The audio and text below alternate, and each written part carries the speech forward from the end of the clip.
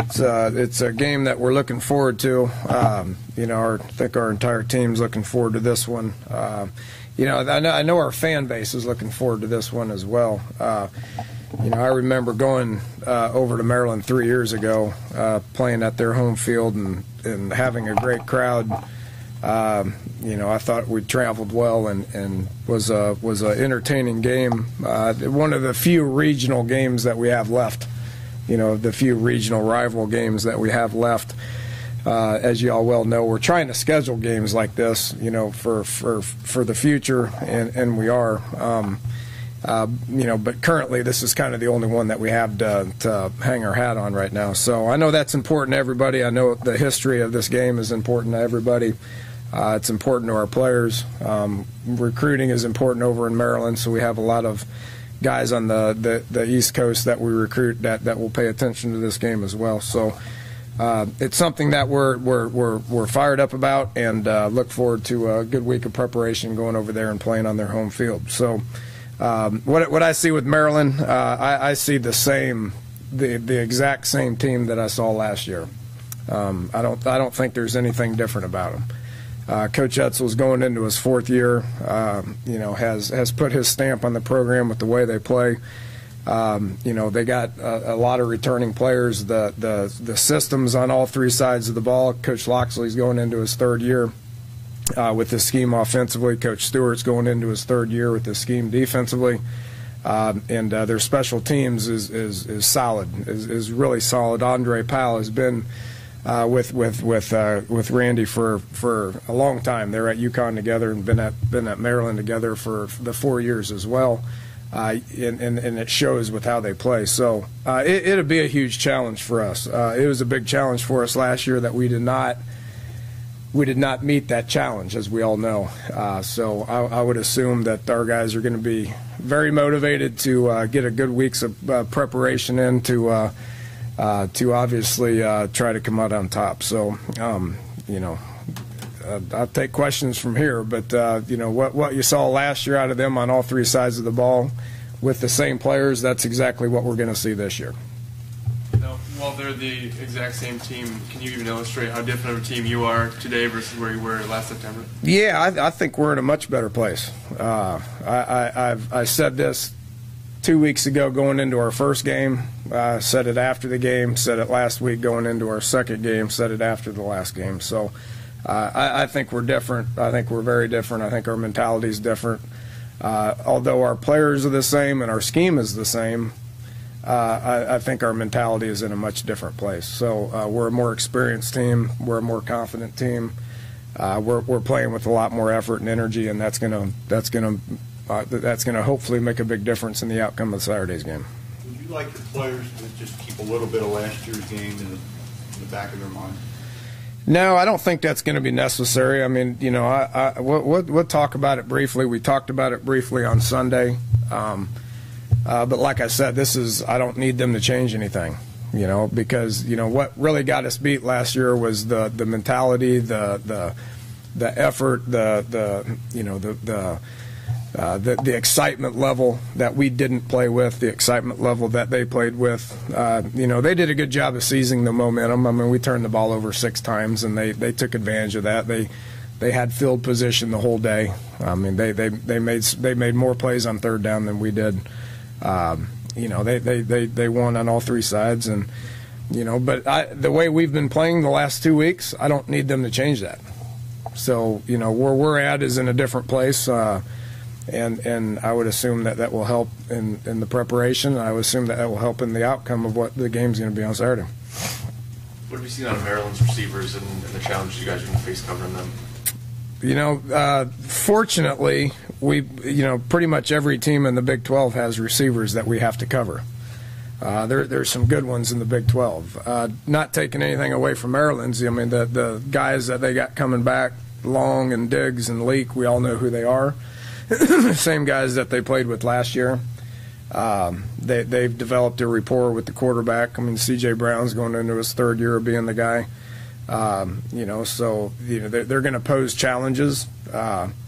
We better get used to it because those same challenges are going to exist for the remainder of the year. Dana, last year, whatever troubles you had offensively and defensively, I would assume probably affected the way you game plan and call plays, right? Just knowing what you do. Are those hurdles in divisions, whatever, have you removed them and just started where you had been, or are you still trying to get those things out of your mind and get back to where you once were? Yeah, the way I called plays last year, the way we game planned last year, we're not doing the same things. We're a different team. We're able to do different things. We're able to call plays differently. You can just look at the tape over the last 2 weeks and see that it's a little bit different than what it's been in the past. So, it comes down to, obviously playing with great effort, being confident as coaches, being confident as players, playing with great effort, coaching with great effort, putting a product out there everybody is proud of. Yeah, I will game plan differently, and I will call plays differently based on our players. I have a ton of confidence in our guys right now. So when you have a ton of confidence in your guys, you're going to do things differently. And would you say that maybe the biggest difference is where your offensive line is now as compared to last year? It's a big difference. It's a big difference. If you look at our O-line last year, we had Curtis Fight was the right tackle, Pat Egger was the right guard, Tyler Orlowski was the center who got replaced by Pat Egger, Marquise Lucas was the left guard, Spain was the left tackle. I think if you look at where we're at right now, it's much, much different than that. So there is a time in that game where all 5 of those O-line positions are going to be different people this year, based on some position changes, based on some guys maturing, based on some guys developing like Adam Pankey. So yes, up front we played well the last 2 games, and that just needs to be the standard with how we play. Did it help Orlowski to be benched for this year? Yeah. Well, if you ask him, he's going to say hell no, because he wanted to stay out there and keep playing because he loves to play the game of football. For whatever reason, we decided. And we didn't wholeheartedly bench him. I mean, we still played him a good bit throughout the course of the season. He still took a lot of snaps periodically throughout the course of the season. A redshirt freshman is usually not physically ready to play. Now, Maryland's defensive line, it showed up against Oklahoma. It showed up against Maryland last year with Tyler. And he's a different dude now. I mean, when you're playing against very experienced nose guards that are big and powerful and seniors, then a redshirt freshman can struggle at times. And he did. And I'll tell you the other thing, he didn't have as much help with his guards either. Right now he's getting some help with 2 guards that are playing pretty good. And the comfort level that those 3 have with each other right now are completely different than at any point last year. Dave, if I go back to my question, if you don't mind, did that start the first snap Alabama? Like you knew you completely turned the page, or were there certain things you had to have them prove out in the first game or 2 where you could move on? Well, I don't think we've turned the page. There's still going to be a lot of challenges ahead of us. Are we better? Yes. I mean, we should be better. I mean, it's all the same, pretty much guys coming back and just a lot of snaps and improvement and a quarterback that understands what we're trying to do. His comfort level is on a different scale, obviously. Clint wanted to play in this game last year. I didn't think he was ready. So he's pretty eager to get out there and play. Do you have an update on Tonkery? Day to day. He's not ruled out. He's day to day. Can you speak to the difficulty of shutting a team out in this day and age of college football? But it's tough. It's tough.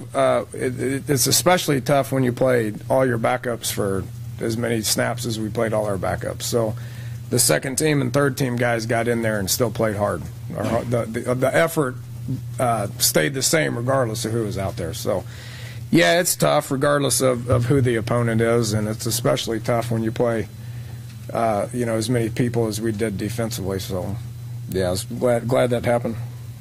Dan, do you think that one game can set the tone for the rest of the season? Because it seems like this one against Maryland has been the case the last few years. I know how important this game is. I know how important it is to the fans, and based on what happened, I can assure you it means a lot to the coaches and the players. with that said, it's one game, and I know we talked about it last year, and I know what the history says. But again, we're not going to change our mentality because of what the history says.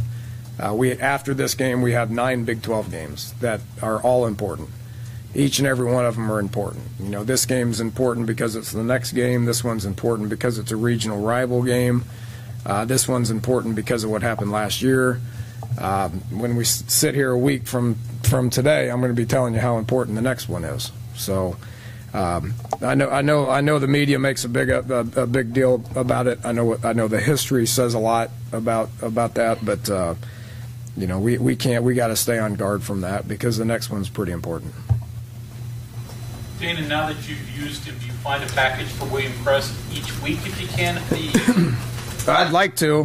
He brings something to the table that's pretty good. Is dynamic, is physical, is mature, is still learning. There is a lot of things that happened that were, unfortunately, he's not going to be able to get away with a lot of that stuff if the game is very close or if the game is not decided. So the good news is we will practice him a lot. We'll have opportunities to practice him. Right now he's listed as the number 2 quarterback. So if Clint's helmet comes off, then William will be running in there because he's the second-team quarterback right now. We will still have Paul Millard ready to go. We'll have Skylar Howard ready to go. So we will just make those decisions based on what gives us the best opportunity to win. Have you looked into the possibility, or have you continued to look into the possibility of redshirting Paul? Yeah, if we don't play him, then he will get that year back. But like I said, he's a fourth-year senior, so if we don't play him, then he'll have another year. Like I said, it all depends on what gives us the best opportunity to win. And he knows that if he gives us the best opportunity to win, he's going in. Coach, I know you're still in prep week, but do you foresee any changes in depth chart at all? I don't really think so. I mean, we didn't lose anybody to injuries. I don't think anybody that was a starter did anything to warrant being replaced. We're going to continue to evaluate our backups to see how they play. We all know Bowie played well, so he'll get a look for a few more snaps. Jared Harper as a backup played well. He'll get opportunities to play as a backup, and we will. Shaq Petaway, that he played better. It seems like for the first time in 3 years, so he will get more opportunities to get out there and play. But depth chart has stayed the same. Who goes in next, I don't know yet. Wait and see how practice goes.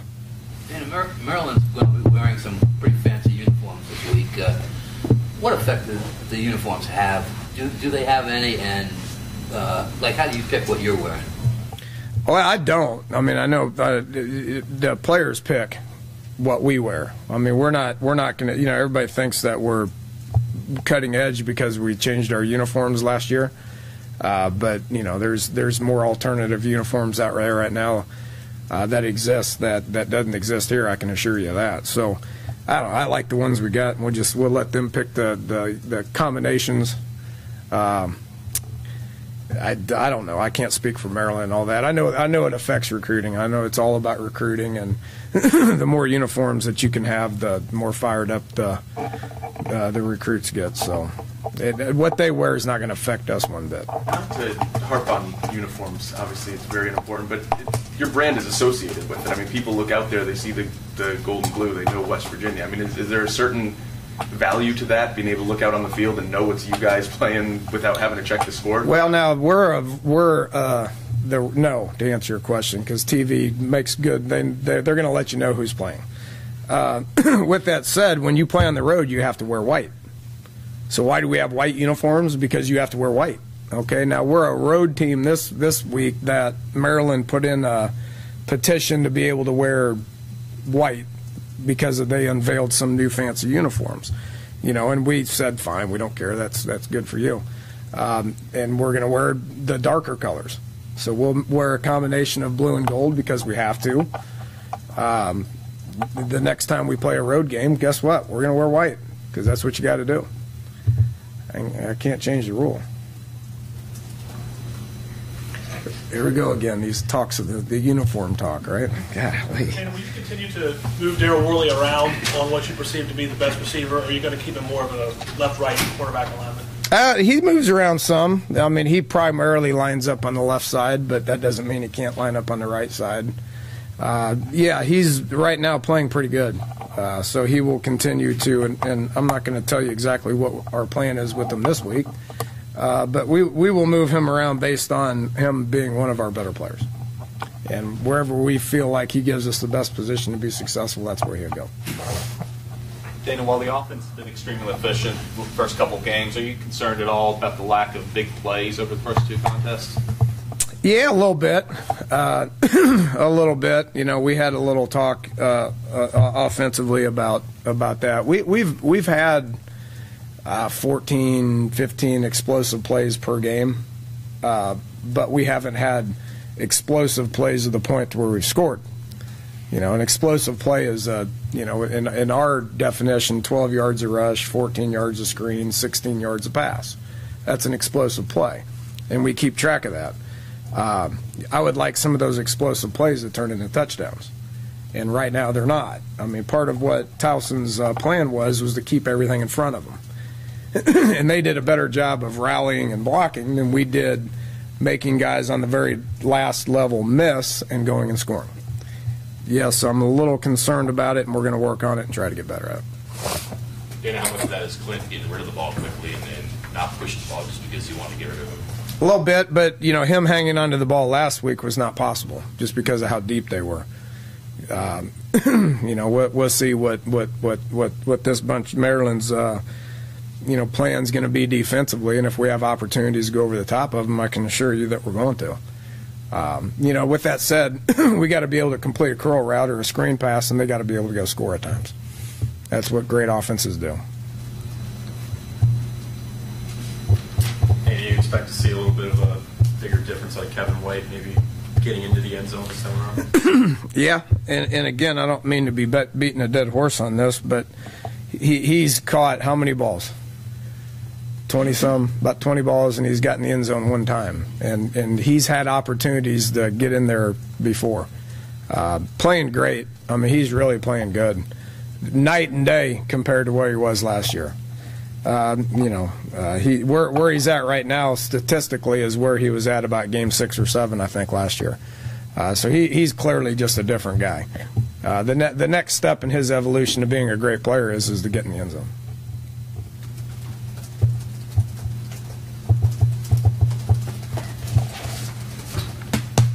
Awesome. All right, thanks, guys.